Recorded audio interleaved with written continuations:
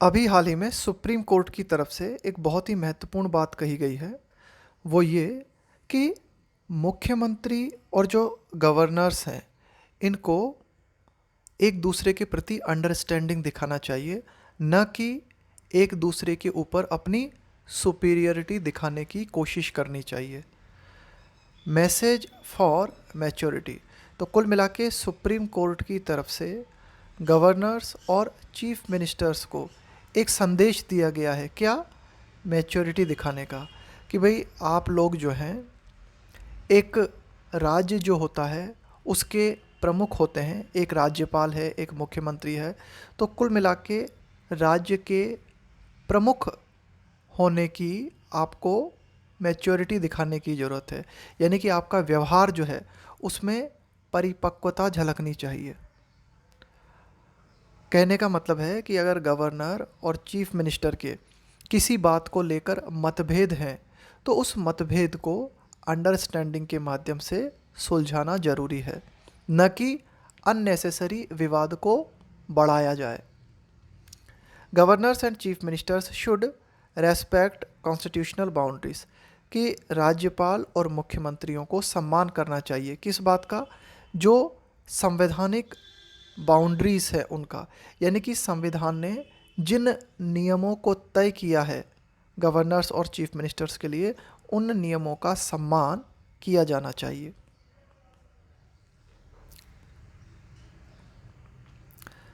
Constitutional functionaries can not let ranker prevail over propriety.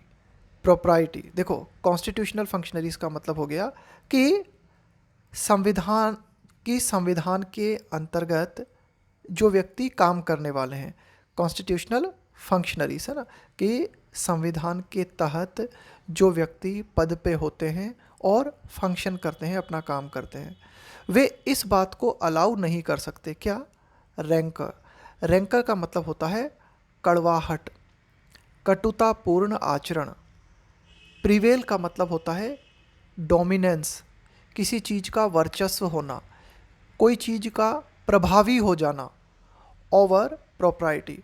Propriety का मतलब होता है उचित आचरण। उचित आचरण के ऊपर कड़वाहट हावी हो जाए, ऐसा नहीं होने देना चाहिए। यानी कि जो भी कॉन्स्टिट्यूशनल फंक्शनरीज हैं उन्हें इस बात को अलाउ नहीं करना चाहिए कि प्रोप्राइटी के ऊपर जो रैंकर है, यानी कि जो कड़वाहट है, वो डोमिनेंट हो जाए। This is the substance and import. यहाँ इम्पोर्ट से मतलब है इम्पोर्टेंस, महत्व। सब्सटेंस का मतलब है सार। This is the substance and import of the supreme courts advice, कि ये सार है जो एडवाइस सुप्रीम कोर्ट के द्वारा दी गई है ना। अगर सुप्रीम कोर्ट के द्वारा जो बात कही गई है उसका महत्व और उसका सार यही है कि उचित आचरण को महत्व दिया जाना चाहिए। उचित आचरण के ऊपर रैंकर, यानी कि जो कड़वाहट है, वो ज़्यादा डोमिनेंट हो जाए, ऐसा हम अलाउ नहीं कर सकते। तो ये एडवाइस जो है सुप्रीम कोर्ट के द्वारा दी गई है, किसे? The governor and chief minister of Punjab, Punjab के चीफ मिनिस्टर और गवर्नर को, दैट कि दे शुड डिस्प्ले मैच्योर स्टेटमेंटशिप, कि इन्हें क्या करना चाहिए? दे शुड डिस्प्ले का मतलब है प्रदर्शित करना। Mature statesmanship. स्टेट्समैनशिप का मतलब होता है राजनीतिज्ञता। जो एक राजनेता होता है उसका जो आचरण होता है ना, उसके लिए कहा गया है। तो कुल मिला के इन दोनों को मैच्योर स्टेट्समैनशिप प्रदर्शित करनी चाहिए इन हैंडलिंग देयर डिफरेंसेस, कि उनके बीच में, यानी कि यहाँ हम बात कर रहे हैं पंजाब के परिप्रेक्ष्य में, तो पंजाब के जो गवर्नर हैं और जो मुख्यमंत्री हैं, उनके जो मतभेद हैं उनको हैंडल करते हुए उन्हें मैच्योर स्टेट्समैनशिप प्रदर्शित करनी चाहिए। Governor Banwari Lal Purohit was Indeed way out of. देखो, वे आउट ऑफ का मतलब है आपकी जो बाउंड्रीज हैं, आपकी जो सीमा है, उनसे बाहर जाके काम करना, आउट ऑफ लाइन चले जाना। तो यहाँ पे हम बात कर रहे हैं कि बनवारी लाल पुरोहित वाज, गवर्नर हैं ये, वाज इंडीड वास्तव में अपनी सीमा से बाहर चले गए। कब? वैन ही इंडिकेटेड जब उन्होंने ये इंडिकेट किया, जब उन्होंने ये संकेत दिया that he would act on the cabinet advice to convene. Convene का मतलब होता है बुलाना, जैसे किसी बैठक को बुलाना। The budget session. तो बनवारी लाल पुरोहित ने क्या कहा? उन्होंने ये कहा कि भाई वे जो है कैबिनेट की एडवाइस पे काम करेंगे। कैबिनेट की एडवाइस क्या है? जो मंत्रिमंडल है उसकी एडवाइस कि भाई बजट सेशन के लिए बैठक बुलाई जाए। तो उन्होंने कहा कि बजट सेशन के लिए वे बैठक बुलाएंगे। कब? Budget session of the Punjab assembly only after he obtained. उन्होंने कहा, यानी कि गवर्नर जो है उन्होंने कहा कि भाई मैं कैबिनेट की एडवाइस पे बजट सेशन के लिए विधानसभा के सत्र को आयोजित करूंगा ओनली आफ्टर। कब? जब मुझे ये प्राप्त हो जाता है। क्या? जब मुझे ये मिल जाएगा। He opted legal advice on the chief minister Bhagwant Mann's response to some of his earlier queries.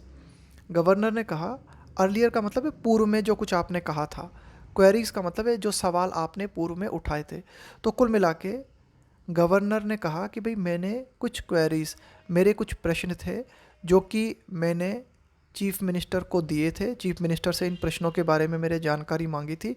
तो अगर उन्हें इन प्रश्नों के संबंध में चीफ मिनिस्टर की कानूनी सलाह प्राप्त हो जाती है तो फिर वे क्या करेंगे? कैबिनेट की एडवाइस के आधार पे बजट सेशन को आमंत्रित करेंगे, उसको बजट सेशन को जो है बुलाएंगे। ये बात उन्होंने कही। तब तक नहीं करेंगे वो ये काम, ये बात उन्होंने कही। This stand force the Aam Aadmi party. Stand का मतलब है कोई पक्ष लेना। तो कुल मिला के गवर्नर ने जब ये स्टैंड लिया, जब गवर्नर ने कहा कि हाँ, जब गवर्नर ने कहा कि भाई मैं बजट सेशन को तब तक नहीं बुलाऊंगा जब तक जो जानकारी मैंने चीफ मिनिस्टर से मांगी है उन जानकारी के ऊपर मुझे चीफ मिनिस्टर का क्या कहना है, उनकी लीगल एडवाइस मुझे प्राप्त नहीं हो जाती।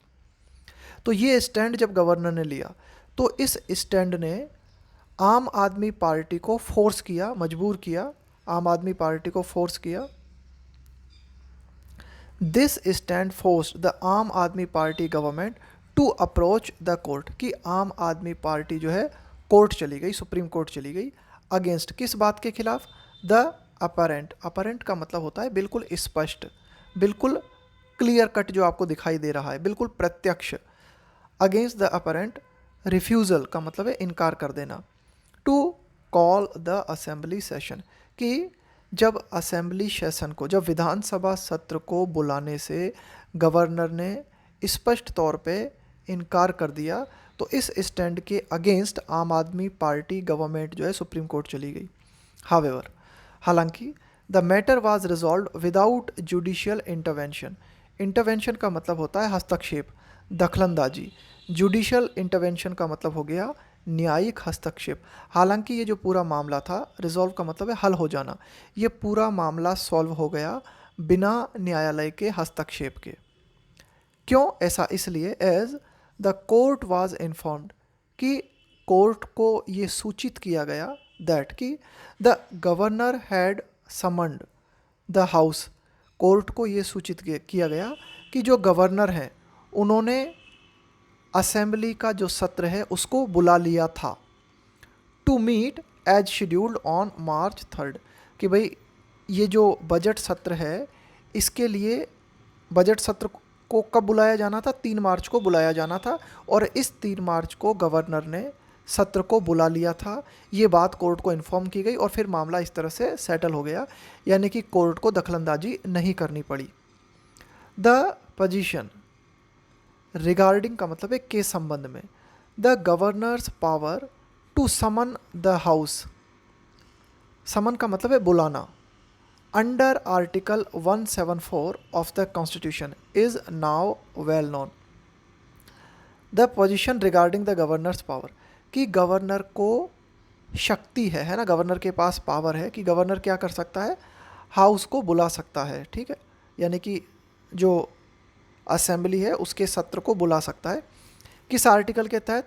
आर्टिकल 174 के तहत। तो ये बात सभी को मालूम है, ये बात वेल नोन है।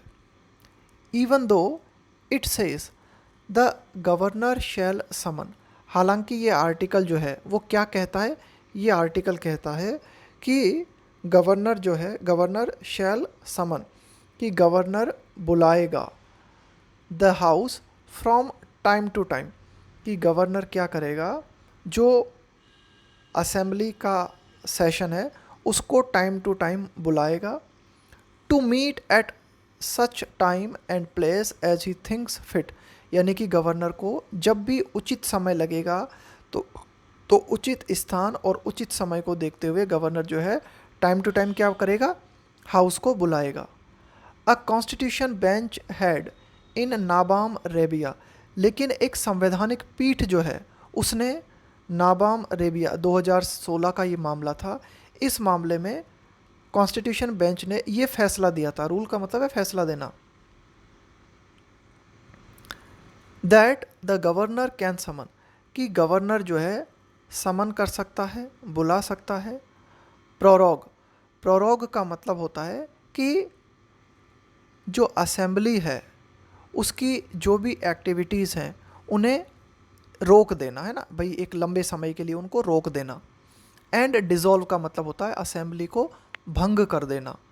The house only on the aid का मतलब है यहाँ पे सलाह, यहाँ असिस्टेंस है ना, एड का मतलब हो गया help, assistance, and advice of the council of minister, कि भाई ठीक है गवर्नर जो है बुला तो सकता है, लेकिन सदन को बुलाना है, सदन को स्थगित करना है, उसकी एक्टिविटीज़ को रोक देना है, या फिर जो पूरा सदन है, पूरी जो असेंबली है उसे भंग करना है, ये काम गवर्नर कर सकता है। किसकी हेल्प से और किसकी सलाह पर, काउंसिल ऑफ मिनिस्टर्स की सलाह पर, मंत्रिमंडल की सलाह पर, अपने से वो कुछ नहीं कर सकता। It is hardly likely, likely का मतलब है ऐसा होने की संभावना है, इस बात के चांसेस है। हार्डली का मतलब है मुश्किल से। That mister Purohit was unaware of this, तो कुल मिला के जो गवर्नर हैं उन्हें इस बात की जानकारी नहीं थी, ऐसा होने के चांसेस बहुत कम है। इट इज़ हार्डली लाइकली, कि ऐसा होने के चांसेस बहुत कम हैं कि मिस्टर पुरोहित जो है उन्हें इस बात की जानकारी नहीं थी।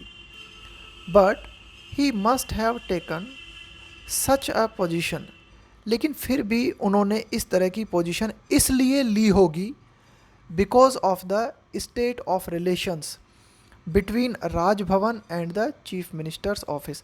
देखो फिर भी गवर्नर जो थे वो एक पर्टिकुलर बात को लेके अड़ गए, तो ऐसा स्टैंड उन्होंने क्यों लिया, ऐसी पोजीशन उन्होंने क्यों ली, वो इसलिए ली क्योंकि जो रिलेशंस हम देखते हैं यहाँ पे राजभवन और चीफ मिनिस्टर के ऑफिस के बारे में बात हो रही है, यानी कि पंजाब के संबंध में अगर हम बात करें तो गवर्नर और मुख्यमंत्री के बीच के जो संबंध हैं वो ठीक नहीं है, तो इन्हीं संबंधों के कारण मिस्टर पुरोहित ने ऐसा स्टैंड लिया होगा।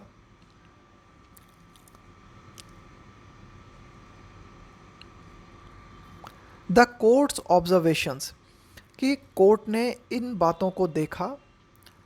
Covered mister Mann's questionable position to, अब देखो कोर्ट ने इन बातों को ऑब्जर्व किया, इन बातों को कवर किया कि मिस्टर भगवंत मान जो हैं पंजाब के चीफ मिनिस्टर, उनका जो स्टैंड है उस पर भी कोर्ट ने सवाल खड़े किए कि भाई मिस्टर मान जो हैं उनका जो स्टैंड है उस पर भी सवाल खड़े किए जा सकते हैं। In response to the governor questioning the sending of some school principals to Singapore for training, governor ने क्या किया था, क्वेश्चन किया था, सवाल पूछा था, किस बात को लेकर, the sending of some school principals, कि भाई क्या किया गया था पंजाब के द्वारा, कुछ स्कूल के जो प्रिंसिपल्स हैं उन्हें ट्रेनिंग के लिए सिंगापुर भेजा गया था। तो इस ट्रेनिंग के संबंध में गवर्नर ने मुख्यमंत्री से कुछ सवाल पूछे थे, गवर्नर ने मुख्यमंत्री का रेस्पॉन्स, है ना, कुछ जवाब मांगे थे उन्होंने। तो मुख्यमंत्री ने क्या रेस्पॉन्स दिया था, ही हैड रिप्लाइड, मुख्यमंत्री ने ये जवाब दिया था that he was responsible only to the people of Punjab, मुख्यमंत्री ने ये कहा था कि वे सिर्फ पंजाब की जनता के प्रति जवाबदेह हैं and not to a governor, और वे गवर्नर के प्रति जवाबदेह नहीं हैं, गवर्नर जो कि अपॉइंट किया जाता है केंद्र के द्वारा। तो कुल मिला के मुख्यमंत्री ने भी एक तरीके से अपनी सुपीरियरिटी दिखाते हुए क्या कहा गवर्नर से, जब ये उनसे ये सवाल पूछा गया कि भाई एक जानकारी मांगी गई कि जो sending of some school principals to Singapore for training, कि ट्रेनिंग के लिए कुछ स्कूल के जो प्रिंसिपल्स हैं, है ना, उनको सिंगापुर भेजने के संबंध में जब गवर्नर ने जानकारी मांगी तो पंजाब के मुख्यमंत्री ने ये रेस्पॉन्स दिया, ये प्रतिक्रिया दी कि वे, यानी कि पंजाब के मुख्यमंत्री जो हैं, वे पंजाब की जनता के प्रति जवाबदेह हैं, वे उस गवर्नर के प्रति जवाबदेह नहीं हैं जो केंद्र के द्वारा नियुक्त किया जाता है। He was obviously wrong. तो ये बात जब मिस्टर भगवंत मान ने कही तो वे स्वाभाविक रूप से गलत थे। ऐसा इसलिए it is laid down, lay down का मतलब है ये बात लिखी हुई है इन आर्टिकल 167, कि आर्टिकल 167 में ये बात लिखी हुई है that it is the chief ministers duty, कि ये मुख्यमंत्री की ड्यूटी है टू फर्निश। देखो, डिटेल फर्निश करने का मतलब है जो जानकारी आपसे मांगी गई है उन जानकारी को जमा करना, उस जानकारी को सबमिट करना। To furnish such information relating to the administration of the affairs of the state, कि जो भी राज्य कार्य है, अफेयर्स ऑफ द स्टेट का मतलब है यहाँ पे कि जो भी राज्य कार्य से संबंधित या प्रशासन से संबंधित जो भी जानकारी मांगी जाती है वो जानकारी दी जाए।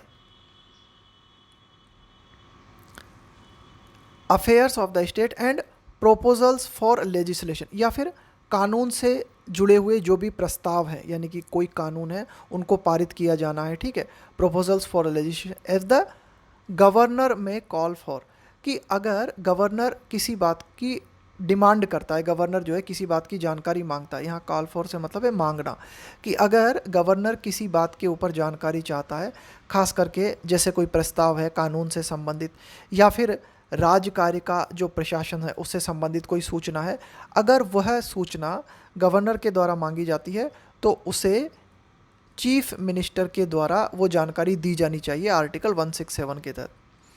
इट इज़ अनफॉर्चुनेट, ये दुर्भाग्यपूर्ण है, that such instances of one upmanship का मतलब होता है अपनी सुपीरियरिटी दिखाना, कि जैसे दो व्यक्ति हैं और दोनों व्यक्ति एक दूसरे के ऊपर अपनी सुपीरियरिटी दिखाने की कोशिश कर रहे हैं, तो इसे हम बोलते हैं वन अपमैनशिप। तो ये दुर्भाग्यपूर्ण है कि इस तरह की जो घटनाएं हैं of one upmanship between governors and chief minister, कि राज्यपाल और मुख्यमंत्रियों के बीच अपनी सुपीरियरिटी जाहिर करने की जो घटनाएं हैं वे लगातार कॉमन होती जा रही हैं, are becoming more frequent in various states, कि विभिन्न राज्यों में लगातार हमें ये देखने को मिल रहा है कि इस तरह की वन अपमैनशिप की घटनाएं सामने आ रही हैं मुख्यमंत्री और गवर्नर्स के बीच।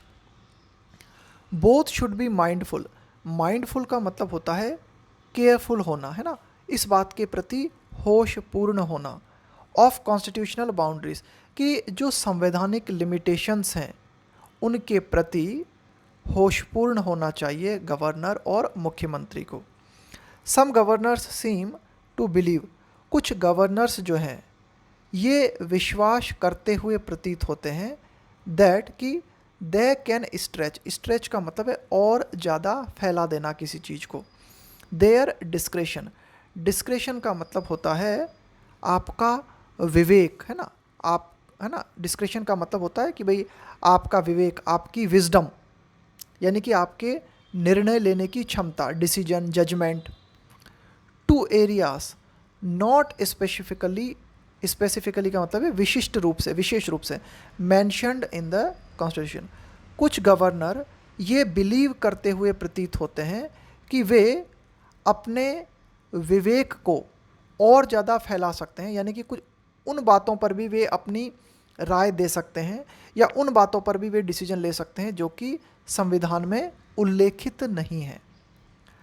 द मोर जर्मेन रीज़न, देखो जर्मेन का मतलब है यहाँ पे रिलेटेड, है ना, जर्मेन का मतलब है यहाँ पे कोई बात जो किसी सब्जेक्ट से जुड़ी हुई है, संगत होना, सार्थक होना।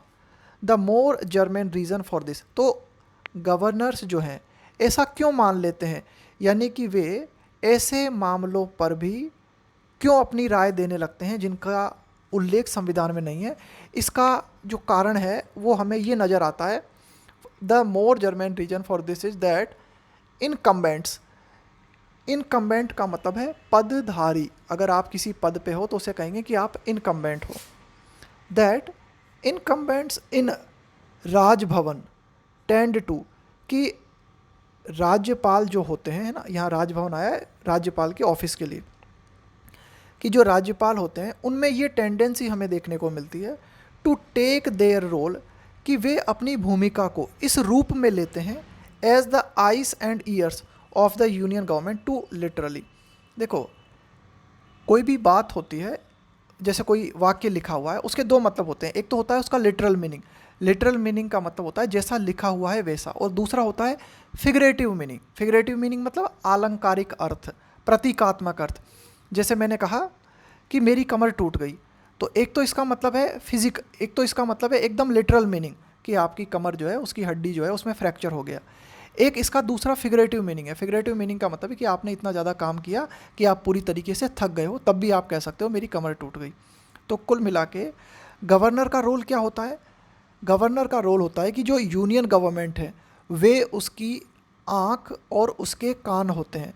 तो कुल मिला के जो गवर्नर हैं उनमें ये टेंडेंसी देखने को मिलती है कि वे इस बात को बिल्कुल लिटरली ले लेते हैं, यानी कि वे एक तरीके से जो यूनियन गवर्नमेंट है पूरी तरीके से उसके आँख और कान बन जाते हैं, यानी कि बहुत ही ज़्यादा जो राज्य है वहाँ क्या चल रहा है, उसके जो पूरे मामले हैं उनके प्रति पूरा ध्यान देने लग जाते हैं, ठीक है, और उनमें दखलंदाजी देने लग जाते हैं।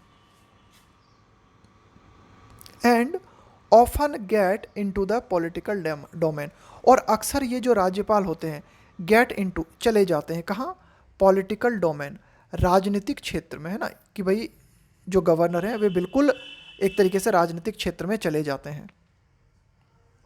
वाइल, जबकि ये बात सच है, दे कैन इंडीड, कि वास्तव में जो राज्यपाल होते हैं वे गाइड कर सकते हैं, सावधान कर सकते हैं, सलाह दे सकते हैं मुख्यमंत्री को, ठीक है। They sometimes play the role of commentator, हाँ ये बात सच है कि जो राज्यपाल हैं वे गाइड कर सकते हैं, सलाह दे सकते हैं, लेकिन होता क्या है कि जो राज्यपाल होते हैं समटाइम्स वे कभी कभी क्या करते हैं, ऐसी भूमिका निभाते हैं, किस बात की, कमेंटेटर की। कमेंटेटर होने का मतलब है टिप्पणी करना किसी बात को लेके, क्रिटिक बन जाना मतलब आलोचक बन जाना, सरकार के द्वारा जो काम किया जा रहा है उसके आलोचक बन जाना। एंड इवन द ऑपोजिशन, और कभी कभार तो गवर्नर जो है सरकार के द्वारा जो कुछ किया जा रहा है उसका विरोध भी करने लगते हैं। दिस डजंट ऑगर वेल, देखो ऑगर वेल इसका मतलब है अच्छे संकेत देना, ऑगर वेल इसका मतलब होता है शुभ संकेत देना, अच्छे संकेत देना। इसके आगे लगा दिया हमने नॉट।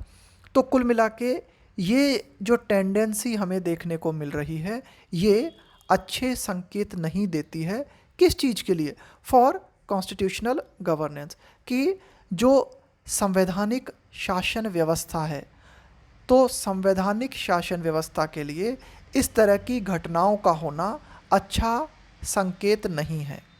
ये था हमारा आज का एडिटोरियल।